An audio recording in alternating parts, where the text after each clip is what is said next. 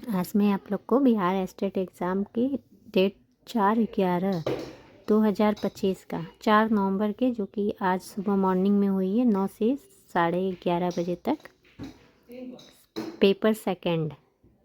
ठीक है, देखिए अब पेपर सेकंड स्टार्ट हो गए हैं। जिसके जिसके भी पेपर सेकंड हैं वो ध्यान दे दें, क्योंकि इसी तरह इसी टॉपिक से ही क्वेश्चंस आप लोग के आगे पूछे जा सकते हैं। तो इसमें हम लोग जो है कि बिहार स्टेट एग्ज़ाम के 4 नवंबर के टेस्ट एग्ज़ाम को एनालिसिस करेंगे। देखिए 2025 का है, 4/11/2025 का है, 9 से 11:30 बजे तक हुआ है, पेपर सेकंड है। ठीक है, अभी तक पेपर फर्स्ट का मैं करवा रही थी, अब पेपर सेकंड का करवा रही हूँ। इसी तरह वीडियो पसंद आए तो वीडियो को लाइक और सब्सक्राइब ज़रूर कर दीजिए। वीडियो में बने रहने के लिए इसे शेयर भी ज़रूर कर दीजिएगा। देखते पहला क्वेश्चन क्या आया था। शिक्षण की कला में शिक्षण का उद्देश्य सबसे प्रमुख होता है, क्योंकि शिक्षण प्रक्रिया को सरल बनाना, सीखने वालों को सक्रिय करना। तो बी आंसर आपका सही हो जाएगा, सीखने वालों को सक्रिय करना। निम्न में से कौन सा शिक्षण सिद्धांत कठिन वस्तु को सरल बनाने पर केंद्रित है? तो कठिन वस्तु को सरल बनाने पर कौन सा सिद्धांत है? तो गेस्टाल्ट सिद्धांत जो है वो कठिन वस्तु को सरल बनाता है। शिक्षक केंद्रित शिक्षण का सबसे बड़ा दोष है, जो शिक्षक केंद्रित शिक्षण होता है उसका सबसे बड़ा दोष होता है छात्रों की सक्रिय भागीदारी का अभाव। ए आंसर आपका सही हो जाएगा। शिक्षण अधिगम प्रक्रिया में कौन सा चरण सबसे पहले आता है? तो सबसे पहले हम लोग क्या करते हैं, कौन सा चरण प्रयोग करते हैं सबसे पहले बताइए? शिक्षण करते समय सबसे पहले हम लोग योजना बनाते हैं, सी आंसर। निम्न में से कौन सा शैक्षिक उद्देश्य नहीं है? तो जो शैक्षिक उद्देश्य नहीं है वो है आपका ज्ञानार्जन। ज्ञानार्जन हमारा शैक्षिक उद्देश्य नहीं है, बाकी ये तीनों शैक्षिक उद्देश्य हैं। कौशल विकास, चरित्र निर्माण और परीक्षा उत्तीर्ण करना। नहीं सॉरी, परीक्षा उत्तीर्ण करना आपका शैक्षिक उद्देश्य नहीं है, और वो तीनों आपके शैक्षिक उद्देश्य हैं। शिक्षार्थियों को सीखने में प्रेरित करना किस शिक्षण कौशल से संबंधित है? तो शिक्षार्थियों को सीखने के लिए प्रेरणा कौशल चाहिए, तो सी आंसर यहाँ आपका राइट हो जाएगा। ठीक है, प्रेरणा कौशल से ही हम लोग सीखने के लिए प्रेरित करते हैं शिक्षार्थियों को, और ये सबसे अच्छा कौशल माना जाता है शिक्षण के लिए। शिक्षण में प्रतिक्रिया का महत्व क्या है? तो हम लोग प्रतिक्रिया क्या करते हैं, क्यों देते हैं प्रतिक्रिया? जिससे कि छात्रों को सुधार का अवसर दे सकें। ठीक है, छात्र अपनी गलती को सुधार सके, इसीलिए हम लोग कुछ प्रतिक्रिया देते हैं उनको। बी आंसर यहाँ आपका राइट हो जाएगा। सहशिक्षण किस शैक्षिक दृष्टिकोण के अंतर्गत आता है? तो ये जो सहशिक्षण है वो आपका सहयोगात्मक शिक्षण है। देखिए ये क्वेश्चन रिपीटेड है, अभी नेक्स्ट वीडियो में मैंने आपको कराया था। निम्न में से कौन सी रणनीति व्यक्तिगत विभिन्नताओं को ध्यान में रखकर अपनाई जाती है? तो व्यक्तिगत भिन्नताओं को ध्यान में रखती है समूह बनाना। समस्या केंद्रित शिक्षण का सबसे बड़ा लाभ क्या है? तो समस्या केंद्रित शिक्षण समस्या समाधान कौशल का विकास करती है। निम्न में से कौन सा शिक्षण का माध्यम नहीं है? देखिए श्रवण है, दृश्य है, स्पर्श है, प्रतियोगिता। श्रवण भी है, दृश्य भी है, स्पर्श भी है, बट ये जो प्रतियोगिता है वो आपके शिक्षण के माध्यम के अंतर्गत नहीं आती है। डी आंसर आपका राइट हो जाएगा। उद्देश्य आधारित शिक्षण में उद्देश्य कैसे होता है? तो जो उद्देश्य आधारित शिक्षण होता है उसका उद्देश्य होता है स्पष्ट और मापा जा सकने वाला। ये इसी को बोलते हैं उद्देश्य आधारित शिक्षण। शिक्षण योजना में प्रथम चरण क्या होता है?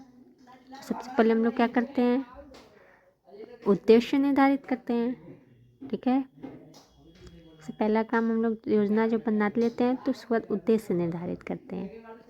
मूल्यांकन तो लास्ट में आएगा, सबसे पहले हम लोग उद्देश्य निर्धारित करेंगे। निम्न में से कौन सा बहुमाध्यम शिक्षण का लाभ नहीं है? तो जो बहुमाध्यम शिक्षण है उसका कौन सा लाभ नहीं है यहाँ पूछा जा रहा है। केवल पुस्तक पर निर्भर रहना, केवल देखिए जो सब केवल आ गया वो अपने आप ही रॉन्ग हो जाएगा। तो पूछा नहीं है तो केवल का ही नहीं कर दीजिए आप लोग, और बाकी ये तीनों आपके आएंगे बहुमाध्यम शिक्षण के अंतर्गत। वित्त संवेदनाओं को सक्रिय करना, छात्रों की रुचि बढ़ाना। शिक्षण साधन का प्रयोग कब आवश्यक होता है? तो जो शिक्षण साधन का प्रयोग जब विषय जटिल या अमूर्त हो, कठिन हो जो भी, तो हम लोग शिक्षण साधन का यूज़ करके उसे ईजी बना सकते हैं। ठीक है, सी आंसर यहाँ आपका राइट हो जाएगा।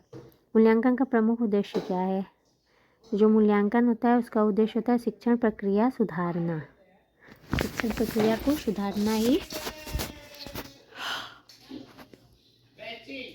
आंतरिक मूल्यांकन मुख्यतः कब किया जाता है? तो आंतरिक मूल्यांकन पाठ के दौरान भी किया जाता है और बाद में भी किया जाता है। तो बी आंसर यहाँ आपका राइट हो गया। शिक्षा मन में प्रेरणा किस श्रेणी में शिक्षा मन में प्रेरणा किस श्रेणी में आती है? तो मानसिक तैयारी है, मन में आएगी तो मानसिक तैयारी। समूह शिक्षण का सबसे बड़ा लाभ क्या है? तो ये देखिए, स्व सहायता, सामाजिक अधिगम, दोनों को जब बढ़ावा देते हैं तो वहाँ पे लाभ होता है। शिक्षण शैली और शिक्षण तकनीक में मुख्य अंतर क्या है? तो जो शिक्षण शैली है वो आपकी क्या होती है ना, शिक्षण शैली देखिए, चारों को ऑप्शन को देख लीजिए, बहुत लंबे लंबे ऑप्शन दिए गए हैं। शिक्षण शैली दृष्टिकोण है, तकनीक शैली जो है कार्य विधि होती है। शिक्षण में समावेशन का अर्थ है, तो समावेशन का अर्थ होगा सभी छात्रों को एक साथ सीखने का अवसर देना। अवसर देना भी जहाँ एक पॉजिटिव चीज़ है, इसे भी आप लोग ध्यान दीजिएगा। कौन सा शिक्षण में डिजिटल उपकरण का उदाहरण है? प्रोजेक्टर और स्मार्ट पटल जो हैं वो डिजिटल उपकरण में आते हैं। यहाँ पर आपका बी आंसर राइट हो जाएगा। 30 क्वेश्चंस आते हैं इसमें। शिक्षण सहायता सामग्री तैयार करते समय किन बातों का ध्यान रखना चाहिए? तो दृश्य और सरल हो, छात्रों को आकर्षित करे। कोई भी जो शिक्षण सहायता है वो छात्रों को आकर्षित करे। सी आंसर आपका सही हो जाएगा। शिक्षण में निरंतरता क्यों आवश्यक है? शिक्षण में निरंतरता इसलिए आवश्यक है कि छात्रों को सीखने का क्रम बनाए रखने के लिए। बी आंसर आपका राइट हो जाएगा। सक्रिय अधिगम का अर्थ क्या होता है? तो जो सक्रिय अधिगम है वो आपके विद्यार्थी प्रश्न पूछे, चर्चा करें, अनुभव साझा करें, ये आपका सक्रिय अधिगम आता है। बी आंसर यहाँ राइट हो गया। 5 क्वेश्चंस और बचे हैं। शिक्षण प्रक्रिया में संयोजन का अर्थ क्या होता है? तो संयोजन मतलब कि विषय को तार्किक क्रम में प्रस्तुत करना। बिना योजना तो हो नहीं सकता क्योंकि संयोजन है, तो मतलब योजना सहित। शिक्षण में प्रेरणा के स्रोत कौन कौन से हो सकते हैं?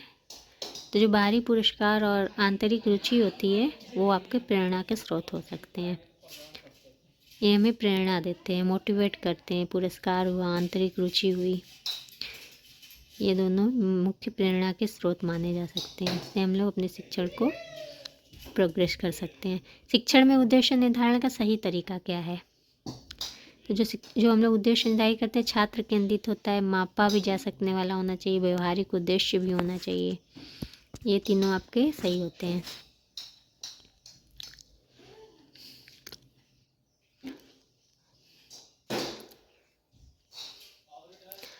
देखिए सी आंसर सही हो गया। शिक्षण में मूल्यांकन उपकरण कौन से हैं? तो लिखित परीक्षा, मौखिक परीक्षा, परियोजना प्रस्तुति, ये तीनों आपके मूल्यांकन के उपकरण हैं।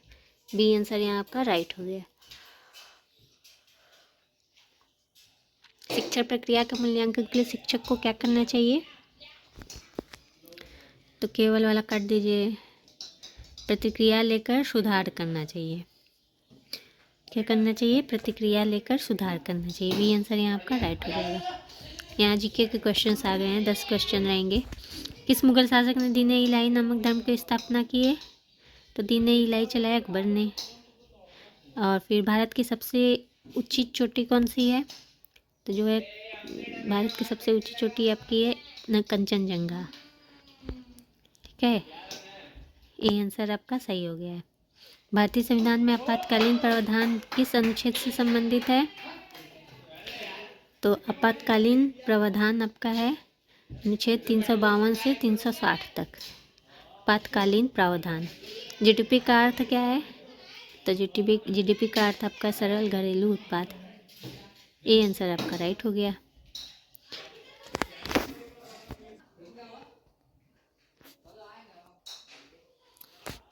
भारतीय अंतरिक्ष अनुसंधान संगठन इसरो का मुख्यालय कहाँ है? तो जो इसरो है इनका मुख्यालय आपका बेंगलुरु में है। इस धातु का उपयोग विद्युत तार बनाने में सर्वाधिक होता है? तो जो एल्युमिनियम है, तांबा का विद्युत तार बनाने में सर्वाधिक होता है। एल्युमिनियम तो गल जाएगा आपका। मानव शरीर में इंसुलिन का स्राव किस अंग से होता है? तो मानव शरीर में जो इंसुलिन है वो आपका निकलता है ग्नाशय से। सी आंसर यहाँ पर राइट हो जाएगा। मदरबोर्ड किससे संबंधित है? तो मदरबोर्ड आपका कंप्यूटर से संबंधित है। ठीक है, मोबाइल से तो है नहीं, टीवी से भी नहीं है, रेडियो से भी नहीं है, तो कंप्यूटर से संबंधित है। बिहार का कौन सा जिला लिचू उत्पादन के लिए प्रसिद्ध है? तो लिचू उत्पादन के लिए जो जिला है वो मुजफ्फरपुर है। जिसका भी सेंटर मुजफ्फरपुर गया है वो याद कर लीजिए इसको अच्छे से। और ये लास्ट क्वेश्चन है, ये आखिरी क्वेश्चन पढ़ने से पहले अगर आप लोगों ने पूरा वीडियो देख लिया है तो नीचे कमेंट में बताइए कि कितने क्वेश्चन आप लोग के सही हुए हैं और आप लोग 40 में से कितने नंबर पाए हैं, ये भी लिख दीजिएगा। कितने नंबर आप लोगों ने गेन किए हैं। चलिए अब ये आखिरी क्वेश्चन पढ़ते हैं, इसके बाद कल मिलेंगे 5 नवंबर पे एग्ज़ाम्स को लेकर एनालिसिस करेंगे इसका हम लोग। भारत में राष्ट्रीय आय की गणना कौन करता है? तो जो राष्ट्रीय आय है उसकी गणना आपका केंद्रीय सांख्यिकी संगठन करता है। Okay, thank you.